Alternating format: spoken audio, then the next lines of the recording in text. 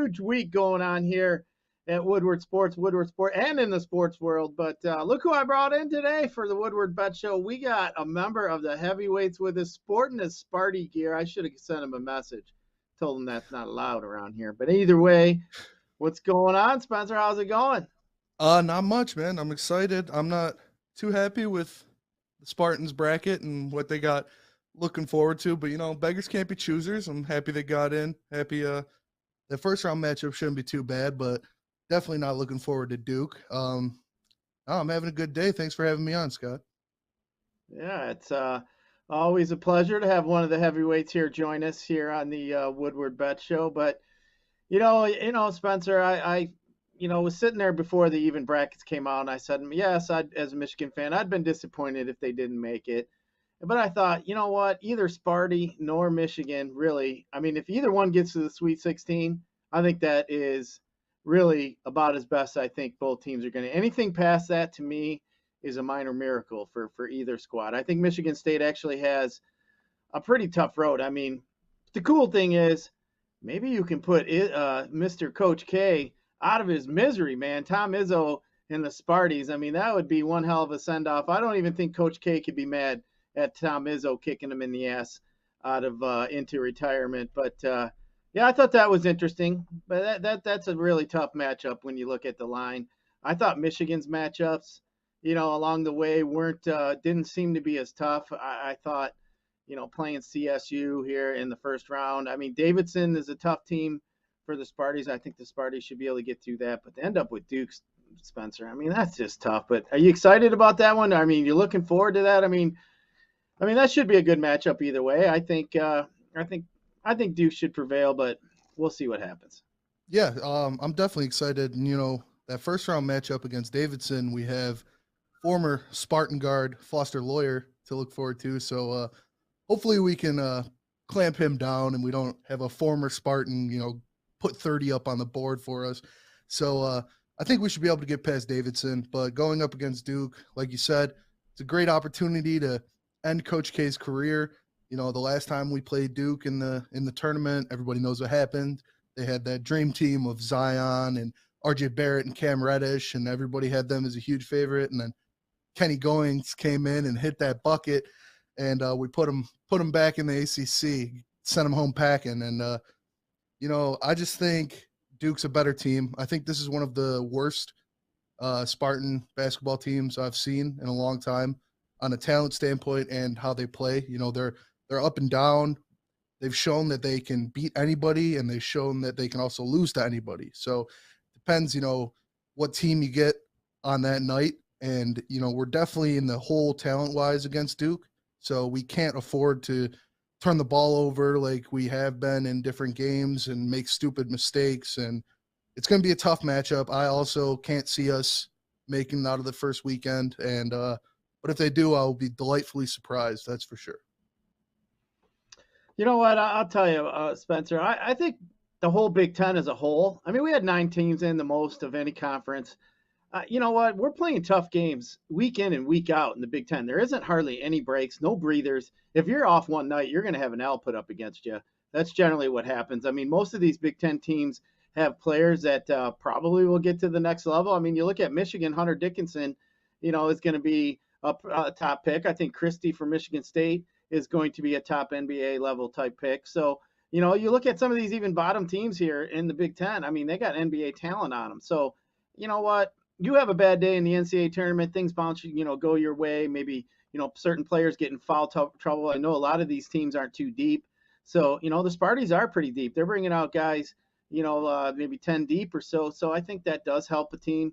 But, one thing that I'll say, we're going to talk a little bit about, building your brackets, what you need to do, how to be different, how to bet these NCAA tournaments, because, Spencer, I was telling you earlier when I saw you guys in the studio, this is the most public, basically influenced sporting event of the year. More public influences these lines.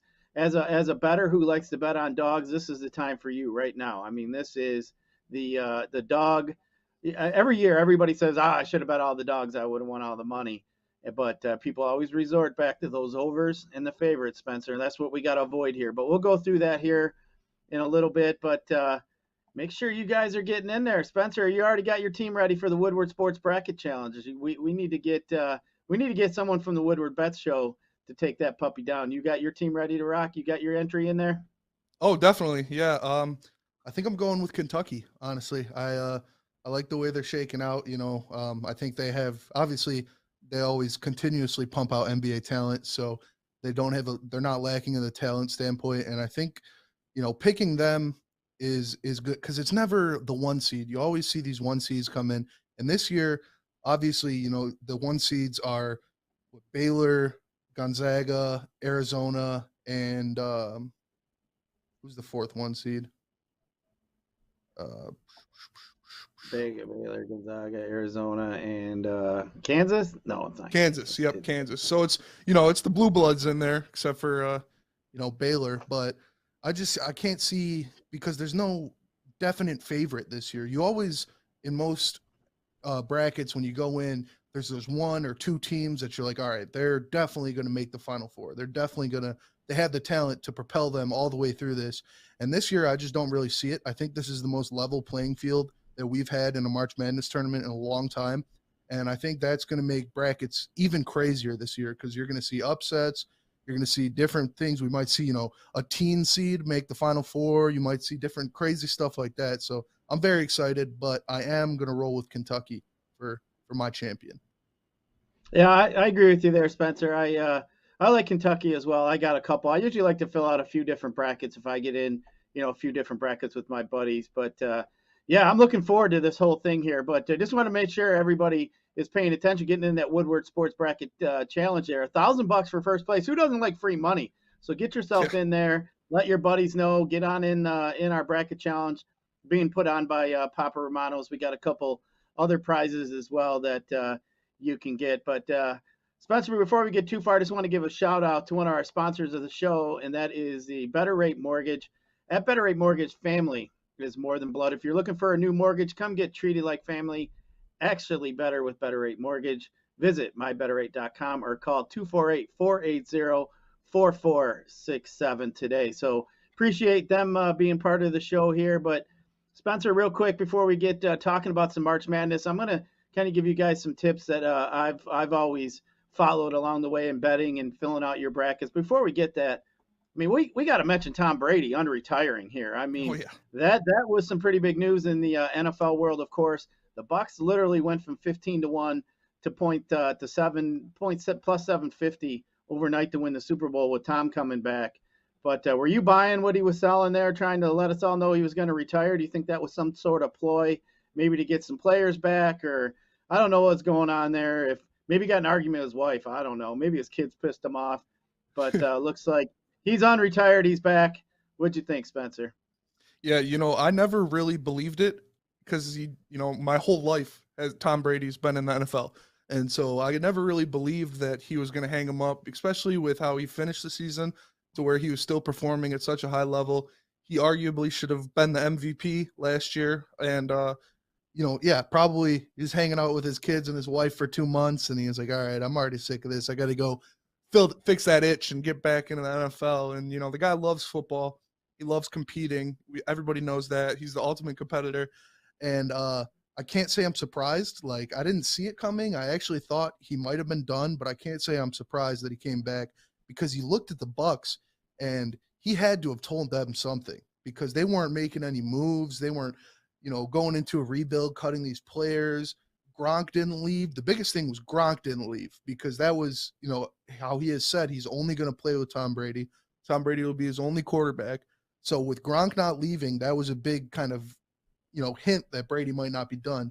And I could have seen the Bucks, if they legit knew that Tom Brady wasn't coming back, they would have had to do something to either address that quarterback position or just enter a rebuild. And with that not happening, it definitely set the stage for the GOAT to come back and pick the cleats back up. Yeah, and especially with all the restrictions being lifted with free agency and all that today, he had to come out and say that. I mean, these guys want to know, what's in front of them. Tom Brady is obviously a big piece of the puzzle, and especially for the Bucks. I mean, if he's not there, obviously they go from two-time. He's literally cuts their odds in half winning the Super Bowl with him being there. So, you know, as a Tom Brady fan myself, I mean, I've always been a fan of him. I just think he is truly the undeniable greatest football player, offensive football player, if you want to argue that way. But either way, I mean, this guy is the GOAT, greatest quarterback of all time. I mean, you can't argue that. But either way, though, Spencer, we got to bring up one thing here that's been going on in the Woodward Bet Show. I hope you fools have been betting on the Pistons like I've been doing. I mean, literally been calling it for the last 2 weeks. This free stinking money. It's like going to the bar, a strip bar, and doing this all day, Spencer. I mean, it's just free cash. I mean, you can bet on them on the half, which one of my buddies, he was telling me, hey, man, I've been betting them on the half. They've been literally covering every time. It's just they can't close the games. But literally, they're winning at the half most times. Yeah. They were yesterday against the Clippers. They were ahead. So if you took them on the money line in that spot, you had a pretty good opportunity. But man, Spencer, these Pistons are the hottest team in sports against the spread. Our hometown team here. I mean, we got to keep riding. I'm going to ride it till they burn me, maybe 2 or 3 times out of 5. But what do you think of these Pistons? I mean, I hope everybody's betting on them. I really do. I've been just saying it and saying it. And really, that's like the I look every day. Oh, the Pistons play today. It's like free damn money. Yeah. Yeah, I mean, you've been saying it, you've been telling everybody, you got the receipts to show for it, and I love it. I mean, aside from the covering the spread and making the money standpoint, just the way they're playing and the way Cade Cunningham is playing, he's had 7 straight games of 20 or more points, and that just, I think he has vaulted Evan Mobley in the Rookie of the Year race, and that, has you got the bet on that, and so that's looking good. It's so refreshing to see them playing like this, to see them have this young core, the chemistry that Cade already has with Marvin Bagley, the chemistry with Sadiq Bey hasn't been playing too great in the past couple of games, but through this stretch, he was playing well, making big shots. Cade Cunningham, since the All-Star break, has the most clutch time points in the NBA. I think it's upwards of 35 points in the clutch time, and it's just amazing to see him rounding into the prospect and the potential all-star that we expected, that we drafted with that number 1 pick. And I'm just really excited. Hopefully they can continue playing this well, but not too well this year, because I still want them to get, in that top 3 of the draft. I want them to get one of those big guys and get another running mate for Cade. But yeah, you can't not like it. It's great to see. It's great for the city. It's great for the franchise. And it's awesome to see Cade, developing his game. I'll tell you what, I'm so happy that I have that Cade Rookie of the Year bet. I mean, I think that's already, to me, I loving it. I think it's in the bag. But I mean, the way the kid's been playing, it's unreal, and he's such an integral part of the offense for the Pistons. He keeps throwing up 20 every night. It's going to be really hard for anybody else to vote the other way. I know Mobley right now had been the favorite. He was like plus 550 about 10 days or so ago when we kind of talked about it. But Cade is something else. I think if we add another piece to it, and then you maybe get a couple shooters, and then these guys, once they start gelling, learning to play some defense and closing games, I think this Piston team is definitely trending in the right direction, which, you know what, all our sports teams here, Spencer, I mean, it's exciting. The Tigers are about to start. They're trending upward. The Pistons, the Red Wings. Hopefully the Lions can sign some guys here in the next day or two to help them out. I mean, it's exciting to be a sports fan. Here we are coming in the summer. We got March Madness. Man, this is it doesn't get much better than where we're at right now with as far as sports. But speaking of March Madness, as we mentioned, we got the Woodward Sports Bracket. So let's talk a little bit, Spencer. I do things differently with my bracket. I've been doing this a long time, been sports betting a long time. I think we all know the trends everybody talks about. 12 is always going to beat a 5. No number 1 seeds generally lose. So I know a lot of people, Spencer, they like to take their bracket and they go outside in. They pick all of the first round and then they go pick the second, third, final 4. Spencer, I do mine differently. I build mine from inside out. I start with the champion and then it forces me to look 2 rounds back. So I'm already thinking ahead of time. You win these brackets from the Sweet 16 on. Generally from the Great 8 on is when you win the brackets, because you can get 8, 10, 12 points. Generally, most bracket pools don't pay you extra or give you extra bonus points for calling a 14 seed to win or get to the Sweet 16, which a lot of times that could literally bust your bracket if that doesn't happen. And those odds are pretty high. Unless you're putting in a lot of brackets, I generally don't don't recommend that. If you do that, maybe do that with one team, a team that you think can be upset in a middle round, like a lower seed. But it's just tough to call that. So to me, I like to start from the inside out, work for my champion, go to my Final Four, and work that way. But Spencer, when you get your bracket, what are some things you generally start doing? Are you one that automatically write all the one seeds in, two seeds in, and do you go to like a five? Do you just go by the spreads, or like what's something, Spencer? What do you do when you like to fill out your bracket? Do you have a common theme that you like to follow? Yeah, I like to well, first of all, I like to look at the teams that I've watched. It's impossible with all of these different teams that are involved in the tournament to watch them all year and to know the stats and know the players on all of them all year. But I like to go with the teams I've watched and see their matchups and see how I think those matches will play out and maybe build those in first before you start filling in the rest of them. And then you look at different teams and what they've done in the whole season. So you take these teams that you might not have watched, like a St. John's or a Colorado State or different stuff like that, and you look and see how their schedule matches up with other teams. Because like St. John's normally plays a lot of really good out of conference schedule games. So if you have a team like that to where they've been battle tested early against these power teams and these big conferences rather than just playing through their easy schedule all year, I think it's important to look at that because that is really, Izzo loves to do that. He loves to schedule a Kansas or a Kentucky or a Duke or somebody like that in the first couple weeks of the season because that gives his team, that experience of playing one of these top tier blue blood schools. So when they get into the tournament, they're not just, thrown to the floor with the speed and the athleticism of these different schools. So I think it's important to look at the strength of schedule. On top of that, like I said, I like looking at the teams that I know and the teams even that I've watched that might not do so good. So if I see, an Indiana or an Iowa or something like that on these teams that are going to be from the Big Ten or surrounding areas that might not be as good as they're projected and they're going up against a weaker seed, you can say, okay, maybe I can see an upset there, and you pencil that in. And obviously it's a lot because it's March Madness for a reason. Something crazy is going to happen. You're going to have a Stephen F. Austin or a Florida Gulf Coast or a Middle Tennessee State, that breaks brackets, and everybody hates when that happens to their team.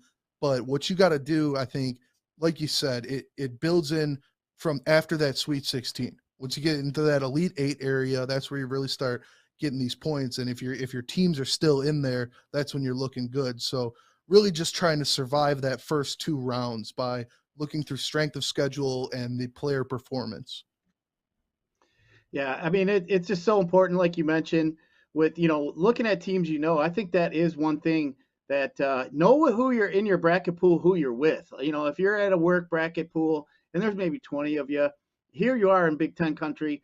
I can already tell you out of the 20 people, probably 8 or so are going to have Big Ten teams. I mean, almost half. I mean, it's just the way it is. Like you said, it's teams they're familiar with, teams they've seen. They're going to think Illinois is going to win, Purdue, and then you'll get a few people that are going to put Michigan State, Michigan in the finals. You already know that that's pretty much, almost dead money. But, like you mentioned, the one thing for me in these tournaments, as you mentioned, is March Madness. So you got to be contrarian. And that means being different, going against the grain. Don't be comfortable. This is the most public influence sporting event of the year here. People see these numbers, these seed numbers, and they wonder why. Oh, why is the spread so close? It's a 5 seed playing a 10 seed or 12 seed. Why is this way? It's only 2 points. This 5 seed should kill them. And then all of a sudden, it doesn't end up working out that way. But yeah, there's so much public influence. Try to be different when you start getting to that Sweet 16. Don't make a couple different brackets with Gonzaga getting knocked out before they get to the Final Four. The Arizonas before they get to the Final Four. Take some of those teams, mix it up a little bit in your Elite Eight. Pick your Elite Eight teams you want, kind of mix it up with your different brackets. It's easier to see when you're filling out multiple brackets when you start from the middle in. So if you have 3 or 4 different brackets you're filling out, it's easier to pay attention to what you got than looking at all this, just everything in front of you, spun together, and your brain's trying to focus on, oh, did I have this team? Did I have that team? It's just easier to work from inside out. So that's always something that I like to do. But like I said, be contrarian, know your competitors. Just get in there and don't be afraid to take chances. Take your Final Four team, a team you want to win. generally, if you call, let's just say you're in a bracket with 20 people, Gonzaga is picked to win 10 of them. Now, if they win, you literally got to be perfect and beat 10 people in that bracket. Now, if you take Kentucky and there's only 2 people, Spencer, you only got to beat one other person to win that bracket at that point if Kentucky wins for you. So unless you're that far behind in points, which generally isn't the case. So, that's just some things you got to think about filling out the brackets. But the other thing, though, Spencer, is betting March Madness. That's what we all like to do. I mean, everybody gets excited on that Thursday and Friday, whether it's your $5 better, $1 better, $100 better, 5K better, whatever, Spencer. We all like to sit around, we all like to bet, and you got to remember, you got to bet the dogs. Bet dogs. That's all I'm going to keep telling you. Bet dogs. I fall in the same damn trap. How is this team's not going to fall into that? They're not going to lose or by that many or win by that many. Just bet the dogs. Be contrarian. Just remember, the public doesn't win.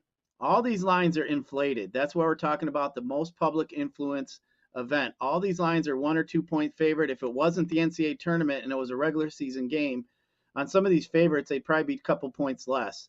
So that's what I'm talking about. Like, as a dog better, you're getting a bonus in the NCAA tournament every year. But Spencer, there's a couple things we got to talk about, be real quick. Do you know what reverse line movement is, Spencer? Do you know what that is when that happens? No, I don't. Okay. So what we want to do is we want to follow the smart money, the bet, the smart money, the sharp money. So when you see a line, let's say you look it up and you're looking at a site and, we look at, the different sites, we get the lines and it may say percentage of money coming in. Well, let's just say Duke and Michigan State are playing each other and you're trying to figure out why 80% of the money's coming in on Michigan State, but the line started at -4 for Duke and now it's up to 5. It's backwards, right? Like, you're wondering, like, what, all the money's coming in on Sparties, but why is the line moving up? Like, that just doesn't make sense. You would think the line would go down. That's what I'm talking about, because all the sharp money is coming in on Duke. So you got to it's easy to kind of follow. So if you kind of see that there, I like to take that reverse line. 80% of the money's coming in and the spread's moving the other way. That's a clear sign right there that the sharp money is moving the other way. So that's something to watch for too, especially like within the last half hour of like a game going off. That's something to kind of pay attention to. Kind of know, earlier in the day, oh, all this money was here. This is what was happening. The line is this, and then you can see maybe the money percentage went up, and the line went up then the other way. That's what we mean by reverse line movement. So if you kind of follow that, that's something to pay attention to. And the other thing too, Spencer, if the line stinks, something smells about it, there's a reason. Like, why is Michigan favored over a 25-5 Colorado State team? You're thinking, this doesn't look right. The common person in California is going to look at that and go, what the hell is this? I'm taking Colorado State. That's a lock. They're going to smash them, especially looking at the records. Who knows? The Sharps know something. They probably know they don't have any answer for Hunter Dickinson inside.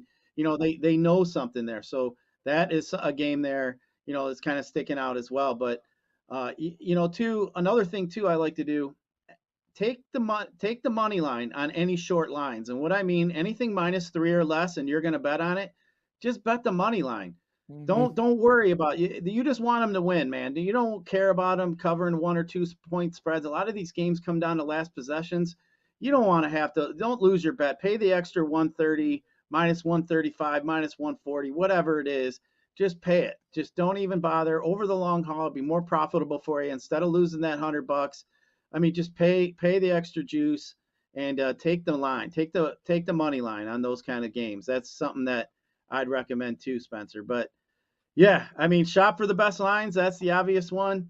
But just keep following us here at the Woodward Bets. We should have more info all week. Beer and I are going to break down the brackets tomorrow and Wednesday as we get a little bit closer. But kind of want to just give you guys, a little tutorial, like what we like to look at. Us guys that have been doing this. I'm almost 50 years old, man. I've been betting on this shit since the back in the day with that Dick, with North Carolina State winning and beating Georgetown. I mean, I watched all that as a kid. So yeah, I mean, we've been doing this a long time, and year end comes out, it's like, yep, I've been here before. I know the situation. It's just like anything again, like poker, anything else. The more you play it, the better you're going to get at the game. I think You got two old season veterans here with Beer and I, so I think we're gonna do pretty good with our Woodward sports brackets. But Spencer, Um, we got some NBA too. but So you want to? before we get into NBA, I just wanted to say like, because a couple things that you guys have taught me for the betting, and especially with March Madness, is you fade the public, like you're saying. If you have a bunch of these teams, a bunch of players on the West Coast that are putting all their money on Colorado State, they're putting all their money on these big name teams. You're going to fade the public, and Vegas knows what they're doing. They're setting these lines. These professionals are setting these lines for a reason. And like you said, Colorado State, they don't have any, they're a small team. They don't have anything to combat Hutchinson with. They play this slow pace where they try to grind out these ugly, 40, 50-point games from you. And I just think, if Michigan does what they did to get the 17-point lead against Indiana and just feeds Hutchinson, keeps giving it to him, and doesn't go away from that in the second half, I think they should get a relatively easy win in that first round against a team, like you said, who on paper has 25 wins against a 17 win Michigan. You're like, well, what's going on here? It's because Vegas knows. They know what they're doing. They know how these are going to work out. And we've seen time and time again where these spreads come down to that half point or that 1 point. And you're like, wow, how did Vegas know that it was going to be a 14-point game? And they set the spread at 14.5. It's like they do it for a reason. They're professionals down there. Yeah, absolutely. I mean, as I said, like pay attention to line movements, pay attention to different things. And the one thing I forgot to mention, the stat that I really like to pay attention to, Spencer, when I'm undecided with teams, I like to look at their RPI ranks. If a team's only giving up 4 points and their RPI ranks maybe within 10 of each other, it looks kind of like a decent game. Maybe I'm taking the points at that point, but maybe there's a 25 or 30, spread gap there. You got a 12 team against a 42 team. I'm thinking, okay, maybe the spread's 3, maybe I'm willing to take the favorite at that point. And like I said, then I'm taking the money line because in case that game's close. But I think a big thing to look at is defensive metrics too. Like, look how good teams are defensively.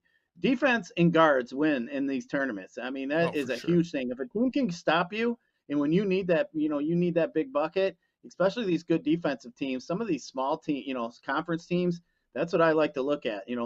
How did they fare against, like you mentioned, they're out of conference games. How did they fare? How many points did they give? I don't give a shit if they lost or they won, but if they held a game 55-52 and they played Kentucky, they obviously played good defense that game, right? So now all of a sudden they're going to be playing somebody else. I like to see like things like that. If they lost to Kentucky 89-88 or something like that, I thought, okay, well maybe they can score some points here. If this other team they're playing isn't good defensively, maybe they're going to put up some points. So I kind of like to know where their defensive measures are as well during the NCAA tournament. But yeah, it's just a lot of fun. I just think, there's no sure path. There's just no perfect formula to it. It's just you've been there in them situations and you feel as if coming out of 10 times in the same situation, you feel as if you have the answer 6 out of 10 times, you got to keep answering that. I mean, that's just the way it goes. It ain't going to work for you all the time, but just try to be smart, put yourself in good position. And I think that's really what you got to do here when you're entering something like this. And as I said, it's easier to say, yep, I'm taking dogs all the time. And then, here it's gun to the head and you're down $100 or $200 and you're thinking, oh man, I'm not betting this dog here. I mean, Purdue should smoke this team, or, Arizona should smoke this team. You know what? Then they win by 12 and, they don't cover the spread and, you just don't work. But, you know what though, Spencer? It made me think of something. I'll give you guys a suggestion for a good NCAA pool for you and your buddies. Take the 64 teams, put them all in a hat, and do a spread pool. And it's against the spread. So it doesn't matter what number you get. If you get a number 1 seed, they literally would have to cover the spread all the way through for you to win the money. If you're playing, and let's say you have an Arizona playing, I don't care, a lower level team, let's say they're favored by 10, and they don't cover, well, you then, the guy who had the underdog team then assumes Arizona. Arizona guy's out. Look, if you had Arizona, I had the dog. I move on with Arizona now as the dog, and I get them, and you're out. So it's kind of fun. You could have any level seed, a 12 seed, 13, 14, any seed win. You have no idea. I mean, every year it's different. Really, in reality, you don't really want a 1 seed or 2 seed because they literally have to cover the whole way through. But it's a lot of fun. Different way of playing a pool with your buddies, your friends. So just a little suggestion if you guys out there are looking for a little something different to do. But yeah, Spencer, have you ever heard of a pool like that? I have pool? actually, and yeah, I think that's a great idea. Some people get tired of the same old, just filling out your bracket and watching all the games. So stuff like that can really be exciting to spice up your betting life, to spice up the March Madness even more a little bit. And it's a lot of fun. I actually played one a couple years ago. I got a 1 seed and didn't pan out, so I was out of it pretty fast. But I thought I had a great time, and it gives you more to look into. You have to really dive into these things, and you're playing for those. Even if it's a blowout game, you're yelling at the TV to foul, or you're yelling for that last shot so your team will cover the spread rather than just win the game. So yeah, it's definitely it's a lot of fun, like you said, to switch things up rather than the same old, same old. Yeah, especially if you got a team making the Final Four. I mean, it's it's a cheap way of having fun. You don't have to bet on all the games. You already know that night. Your team needs to win and cover, and then you continue. It's like Survivor in a way. It's a lot of fun. But just a little suggestion that I've done before in the past. But before we get to NBA, Spencer, let's just let's have our commercial here roll here for Better Rate. Let's get to that, and then we'll get to some NBA. Spencer in that beautiful Better Rate studio here. So let's hear a little message from our friends. Hi, I'm John from Better Rate Mortgage, and to me, family is more than blood. That's why I have the biggest family in Metro Detroit. If you're looking to buy a house or refinance and need a loan, come get treated better than family by me and our entire team here at Better Rate Mortgage. We pride ourselves on giving you better advice, better service, and a better loan experience. That's why we are Better Rate. If you're looking for a new mortgage, come get treated like family. Actually, better with Better Rate Mortgage. Visit us at mybetterrate.com or call at 248-480-4467 today. Man, maybe some new Lions free agents can get a hold of Better Rate here coming up here this week. So we'll have to make sure they watch the show and get their number as well. But we want to give a shout out to our other sponsor of the show, and that would be the Jars Cannabis Company here. ShopJarsCannabis.com. They offer pickup in-store shopping, Michigan's largest variety for any of the lifestyle needs. Jars Cannabis is a medical, recreational retailer located throughout Michigan with stores in Detroit, Lansing, Grand Rapids, and more. And hey, if you use the Woodward Sports, mention us when you're in there, and you'll get 20% off your order. And like I like to say, you spend $100, Spencer, you get $20 back here, 20% off. So maybe get you a couple little pre-rolls, maybe a little bag of edibles on us. But yeah, appreciate Jars Cannabis being part of the show. But Spencer, I know we were excited to talk some NBA. I know you love you some NBA. And always excited when I'm in the office to talk to you about some NBA here. We were talking a little earlier about Ja Morant, man. I still think he's one of the most fun players in the NBA. I can't wait to watch this kid over the next few years. I mean, I've never seen a guy with his left hand as good as Ja Morant ever. I mean, this kid can just skip a bounce pass left-handed all the way across the court. That guy's amazing. But yeah, let's dive in here into the NBA. Of course, we got a handful of games. We got 9 games here tonight. Unfortunately, my boys ain't playing. My money-making machine is not on the slate tonight. But like I mentioned, 9 other games. We got games starting at 7 o'clock, rolling all the way up to the late game here with the Lakers in Toronto at 10:30. Just kind of looking at some guys here that we're looking at that could be out tonight that we need to pay attention to, are questionable. Cleveland, we got Chris LeVert, Markkanen, and Dean Wade. For the Nuggets, we got Gordon and Najaya as well. For Minnesota, we got Beverly, McLaughlin, and Naz Reid. For Minnesota, San Antonio, Devontae Cook. The Bulls, Zach LaVine is somebody we got to pay attention to. Sacramento, Justin Holiday, Alex Len. Utah, Trent Forrest, Rudy Gobert. And then Toronto against those Lakers with Fred VanVleet. But Clippers are on a back-to-back after facing our Pistons yesterday. We also have the 76ers here on a back-to-back. Atlanta Hawks, OKC, and the Lakers here. So I think Reggie Jackson's going to sit tonight. So we're going to have to see who's going to get all those minutes with the Clippers here tonight as a low-owned guy here, Spencer. But is anything standing out to you as far as DFS plays, or anything that you like as far as bets or anything here in the NBA? Yeah, as just a fan, first and foremost, the two games to watch, I think, are going to be Denver, Philly, and Utah, and Milwaukee. Who's Utah? Milwaukee. Whoever's Utah. Yeah, Milwaukee, Yeah, Milwaukee, Utah, and then you got the matchup of the MVPs in Denver and Philly, and I think that'll be a fantastic game to watch. But for DFS wise, I think my biggest you talk about doing the stars and scrubs lineup, and for the star, I like Karl Anthony Towns against Sacramento. I mean, he's just been on a tear lately, putting up crazy numbers, dunking all over teams, and going up against Sacramento, I think he's poised to just dominate down there. They don't really have a big guy that's going to be able to impede him from doing whatever, whenever. And he's just going to get in there. I think he's going to put up some amazing points. And off at those, top tier of players, he's the cheapest one. You can get him for $10,200. And I think that's, compared to Embiid and Jokic and where a lot of people are going to be spending their money, I think Karl Anthony Towns is respectively a good value for that level of player. And another one I like is Hassan Whiteside. If Rudy Gobert doesn't play, Hassan Whiteside, he's going to start. He's going to get a lot of minutes. He's only 5,400 on FanDuel, and this guy is a walking double-double. He is easily going to get 10 rebounds. He's going to get I watched one of the games when Rudy Gobert didn't play. He had 12 points in the first quarter. He's just so big down there. He's going to block a ton of shots. And if Rudy Gobert doesn't play, you can get him on an undervalued, line for your DFS teams. And I think that would just be an amazing play. I also like Gary Trent Jr. I think, he's going to fill in. He's going to get a lot of time with Van Fleet going to be out. And I think he's just going to, he scores a lot. He's a great player.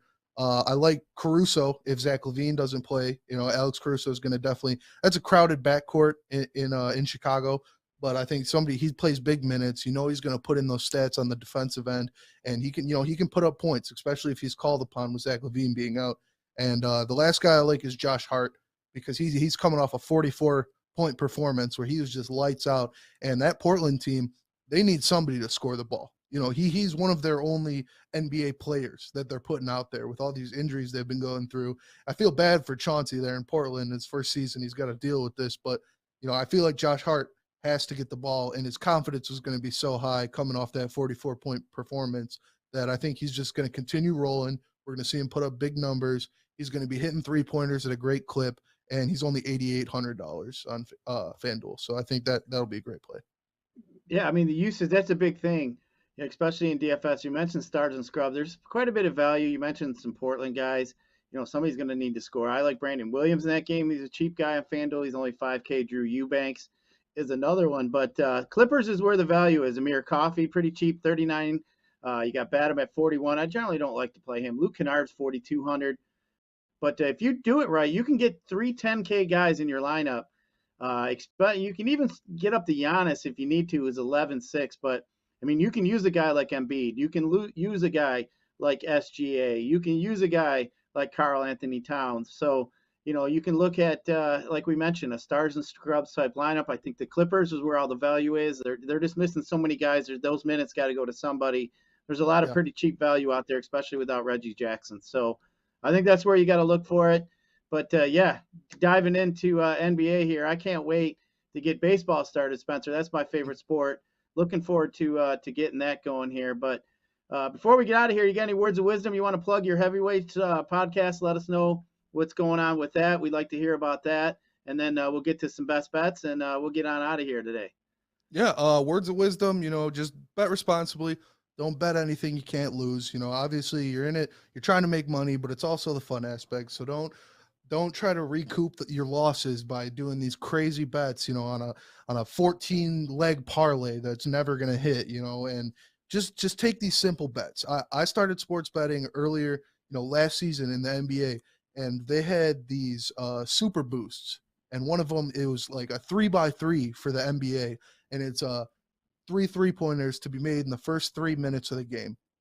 And I made a lot of money off of doing just those, because if you get two teams that are good at shooting the ball, the pace of the NBA and the way they put up shots, it's almost a lock that they're going to make 3 3-pointers in the first 3 minutes. And so you got to look for stuff like that, stuff it's going to happen, stuff that might be super boosted. And yeah, it's fun to throw in these crazy odd parlays, but that's not how you make money when you're sports betting. And for Woodward Heavyweights, thanks for the plug. We're on YouTube. We've got our own YouTube. And follow us on Twitter. It's at WHW Pod. We're growing. We're gonna record an episode tomorrow. On Wednesday, we're going to have Braylon Edwards on with us. So that should be a good episode. And yeah, we had Scott Bischoff on to break down the Lions draft and everything that was going last week. And we're growing and we're getting love. We see people liking our stuff and getting a bunch of views, and it feels really good. And yeah, go check us out whenever you get the chance. Yeah, I love it. I pay attention. I watch you guys, of course. Always got to support the team. We got a lot of good shows here at Woodward Sports Network to pay attention to. It's you get a just different taste. We all got different personalities. It's a lot of fun. It's a pretty good little team we have here at the Woodward Sports Network. But guess what? We got to make some money today, as we mentioned here. We got to pad our accounts a little bit here for this tournament. But give me a couple best bets here you like today, and we'll see if we can start the week off hot. All right. Yeah, I'm going all NBA. Not too much else to bet on today. And hopefully I don't steal any from you, or hopefully I do, because maybe that means I know what I'm talking about. But I like the over 211.5 in Clippers versus Cleveland. I don't think there's going to be a lot of defense played. Like you said, Clippers are coming off back-to-back, so they're going to be tired. And I could easily see Cleveland scoring, 116 points themselves. So that just leaves the Clippers to score 100. And so I like the over on that. I think that's a pretty low over-under for today's NBA. I like Charlotte -7.5 versus OKC. I think, SGA is playing well, but OKC is just bad. They're a bad team. And I can see Charlotte's got so much talent. And, yeah, sometimes they stumble and they don't play up to the caliber they should. But I think they're going to shine, and they should be able to beat the Thunder by 8 points. And then my final one is Chicago -4 versus Sacramento. And I just think, Chicago's too good. Even without Zach LaVine, DeMar DeRozan could go out there and drop 40 points. Beers MVP could go out there and drop 40 points on the Kings himself. So I think Chicago, it's an easy win there, and I think they can definitely cover the -4. Love it. So for me, I only got one game that I fell in love with so far today. That's at 8:30. That's this Minnesota San Antonio game. I just like the pace both these teams play. They play quick. I think this game here, it's already started out 239. It's up to 241.5. The over under. I'm going over in that game. I think that's gonna be one of those 130 to 125 games, something like that. I think there's gonna be all kinds of points being scored here in this game. So give me the over in that one there. San Antonio, they just don't play any defense, and I think I think Minnesota is going to put all kinds of points up on them here. So give me the over in that one there. So I love it. But Spencer, glad to have you on today. Appreciate you joining us. So hopefully we can do it again. Appreciate everybody over there. Now, you know what, Spencer? I'm having a brain fart here. We got us a new TD here. So why don't you tell everybody his name? And, you're moving. We got to tell everybody here. Spencer becoming big time on us. He's moving to Big D Energy here soon to be a part of that show. So who do you got replacing you here? Who's your replacement here? We got Fletch back there. He's running the show today. He did a great job, and yeah, he's going to be taking care of you guys. Yeah, sadly I'm moving on from the Woodward Best show. I'm going to be with Neil Rule and D-Mac doing Big D Energy, and I'm excited for that. It's another step in my career, and I'm going to miss you guys a lot, but hey, if you ever need me to fill in or anything like this again, I'll definitely be there for you. But yeah, we got Fletch on the 1s and 2s behind the glass. He's doing a great job. He made all the graphics and stuff for today's show, and yeah, he's excited to get in there and help you guys out, and he's really good. So you're in good hands. Yep. Appreciate you, Fletch. We'll be sure give you a shout out here, but we'll miss you, Spencer. That's for sure. We got the rest of the week with you to hoop it up here, but yeah, appreciate you joining us today. So for Fletch, for Spencer, I am Scott. We appreciate you joining the Woodward Bet Show. That's going to be it today. Hopefully we make some money. We'll see you, and we're out. Do I sound good? You sound great. Yeah. I don't know why it's doing it.